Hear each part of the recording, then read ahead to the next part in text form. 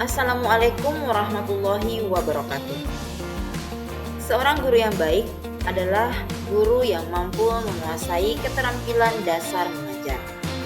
Salah satunya adalah bagaimana guru itu mampu mengelola kelas dengan baik, sehingga kegiatan belajar mengajar dapat berjalan secara efektif dan efisien.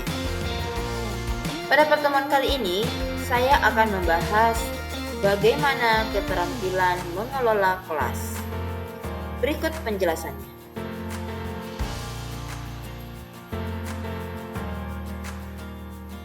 Keterampilan mengelola kelas adalah suatu keterampilan untuk menciptakan bagaimana kondisi belajar yang optimal sehingga tercapai tujuan pembelajaran.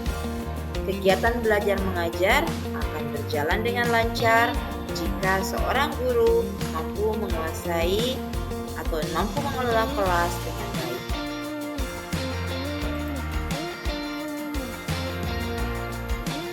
Tujuan dari keterampilan mengelola kelas dapat dirasakan oleh guru dan siswa itu sendiri. Bagi guru, menguasai keterampilan mengelola kelas mampu menjaga kelancaran dalam penyajian proses kegiatan belajar mengajar, serta respon secara efektif terhadap tingkah laku siswa.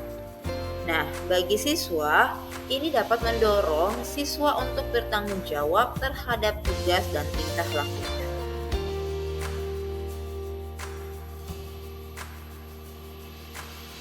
Selanjutnya kita akan membahas tentang prinsip dalam mengelola kelas.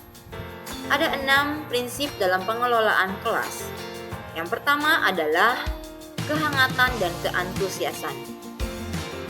Artinya adalah seorang guru perlu membangkitkan atau perlu membangun kehangatan dan keantusiasan di dalam kelas, sehingga peserta didik merasa nyaman dan merasa aman serta merasa senang berada di dalam kelas. Selanjutnya adalah tantangan. Bagaimana kita membuat suatu kegiatan pembelajaran yang dapat menantang daya pikir siswa atau daya nalar siswa serta kreativitas siswa dalam pembelajaran, sehingga terjadi interaksi antara guru dan peserta didik dan peserta didik yang lainnya. Kemudian yang ketiga adalah pembelajaran yang bervariasi.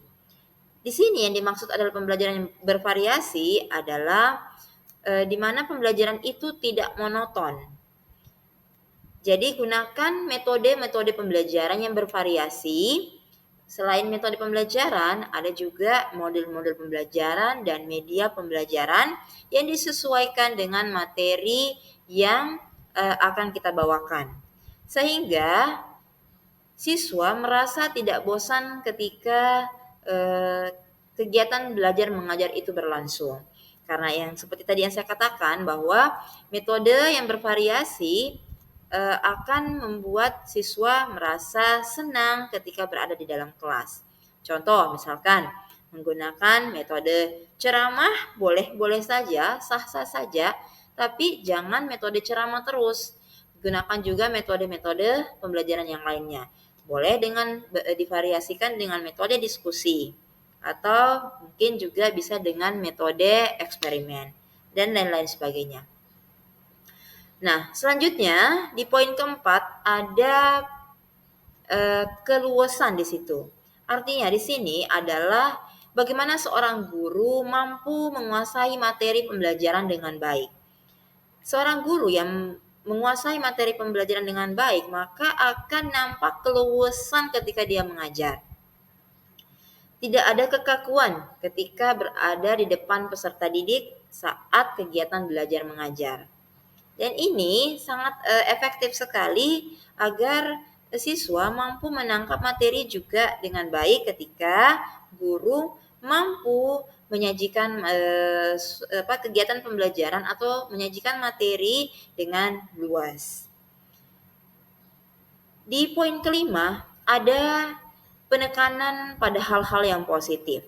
Yang dimaksud di sini adalah bagaimana kita memberikan reward kepada siswa yang pada saat kegiatan belajar mengajar itu siswa tersebut aktif dalam proses pembelajaran. Dan kemudian bisa juga di sini kita sampaikan hal-hal yang positif atau misalkan dalam kegiatan pembelajaran itu kita menekankan atau kita menyampaikan dulu kepada siswa kesepakatan kelas apa atau hal-hal apa saja yang harus siswa lakukan di dalam kelas atau hal-hal apa saja yang harus siswa terapkan ketika kegiatan belajar mengajar itu berlangsung. Nah, jika kita dapat melakukan ini, maka pengelolaan kelas akan berjalan lebih optimal. Selanjutnya di poin ke-6 yang terakhir adalah penanaman disiplin diri. Nah, ini tadi ada kaitannya dengan poin kelima sebelumnya. Jadi, di sini bisa kita terapkan kesepakatan kelas antara siswa dengan guru. Bagaimana siswa itu mampu mengikuti aturan sebelum kegiatan belajar mengajar berlangsung. Sehingga terjadi pengoptimalan pembelajaran di dalam kelas sehingga kelas dapat terkelola dengan baik. Seperti itu.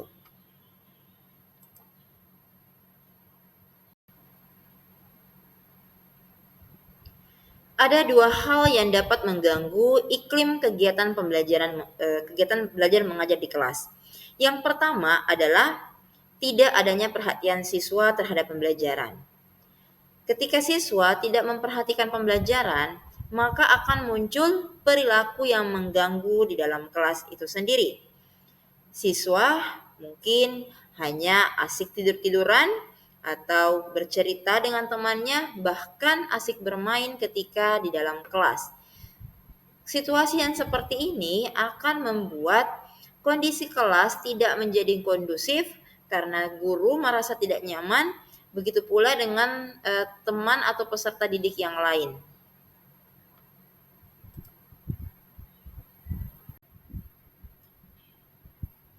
Ada beberapa cara atau teknik yang dapat dilakukan oleh seorang guru untuk mencegah perilaku mengganggu di dalam kelas.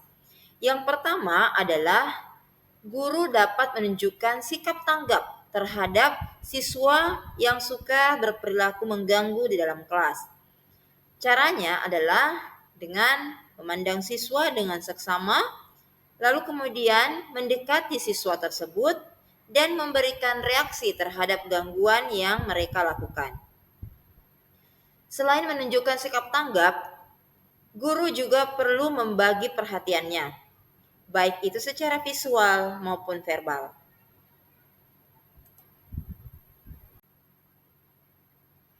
Selain itu, guru juga perlu memusatkan perhatian kelompok.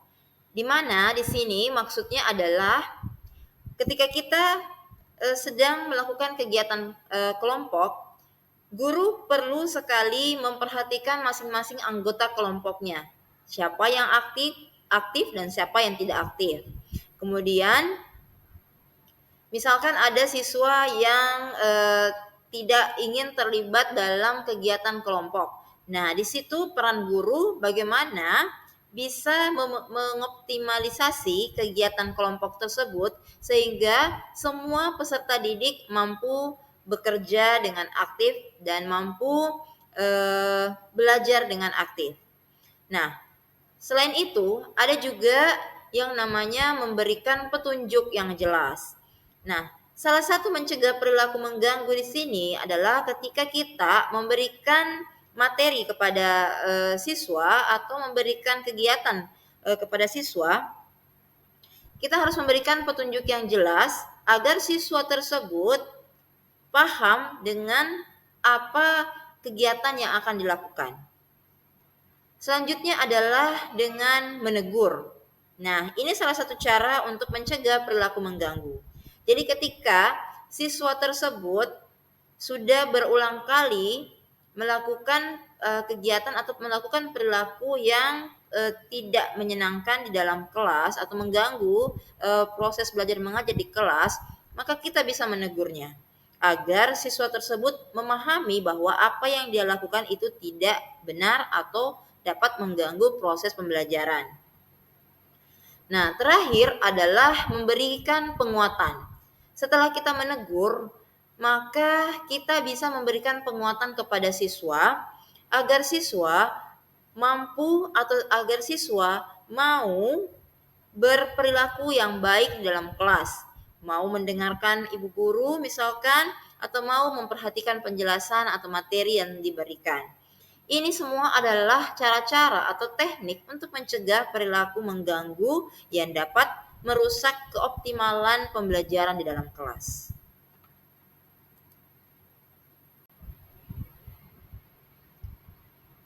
Selain teknik atau cara yang perlu dikuasai oleh seorang guru dalam mengelola kelas, ada beberapa hal yang perlu dihindari. Yang pertama adalah campur tangan guru yang berlebihan. Yang kedua adalah menghentikan penjelasan tanpa alasan yang jelas. Yang ketiga adalah ketidaktepatan memulai dan mengakhiri kegiatan. Yang keempat adalah penyimpangan dalam proses kegiatan belajar mengajar. Lalu yang terakhir adalah pembicaraan guru yang bertele-tele. Kelima hal ini perlu dihindari oleh guru agar kegiatan belajar mengajar di kelas menjadi lebih optimal.